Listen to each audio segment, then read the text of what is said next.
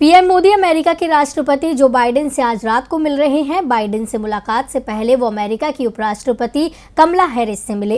PM ने America के top 5 CEO से मुलाकात की तो ऑस्ट्रेलिया और जापान के पीएम से भी अलग अलग बैठक की।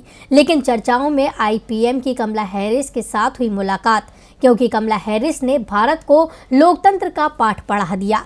तो क्या कहा अमेरिका की उपराष्ट्रपति ने, जिससे लोग पूछ रहे हैं मोदी सरकार से सवाल। देखिए इस रिपोर्ट में।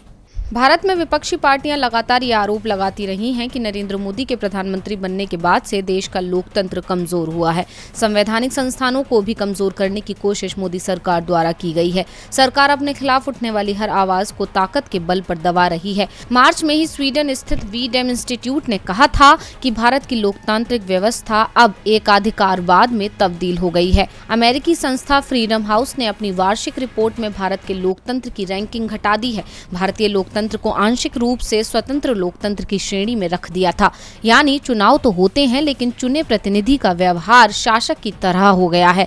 इशारा सीधे सीधे मोदी सरकार की ओर था और अब लोकतंत्र को लेकर पीएम मोदी को दुनिया के सबसे पुराने लोकतंत्र अमेरिका से भी नसीहतें मिली हैं। दरअसल पीएम मोदी अमेरिका की उपराष्ट्रपति कमला हैरिस से मिले। पूरे देश की नजरें इस मुलाकात पर लगी थी, क्योंकि कमला हैरिस भारतीय मूल की अमेरिकी नागरिक हैं। कमला हैरिस ने कहा कि जैसे जैसे दुनिया भर में लोकतंत्र मुश्किल में आ रहे हैं, यह जरूरी है कि हम अपने देश और दुनिया में लोकतांत्रिक मूल्यों और संस्थानों की रक्षा कर सकें और हम लोकतंत्र को मजबूत करने में जो काम कर रहे हैं उसे बरकरार रख सकें।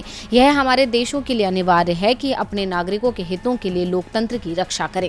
अब कमला हैरिस के बयान के बाद कहा जा रहा है कि अमेरिका लोकतंत्र के बारे में भारत को पाठ पढ़ाने या नसीहत देने की कोशिश कर रहा है। यानी अमेरिका भी मानता है कि भारत में कहीं न कहीं एकाधिकारवादी शासन चलाया जा रहा है। कमला हैरिस ने पीएम मोदी से हुई इस मुलाकात को लेकर बाद में अपने सोशल मीडिया अकाउंट पर कोई पोस्ट भी नहीं किया, जिससे साफ है कि उनकी नज़र में ये मुलाकात बहुत अच्छी नहीं थी।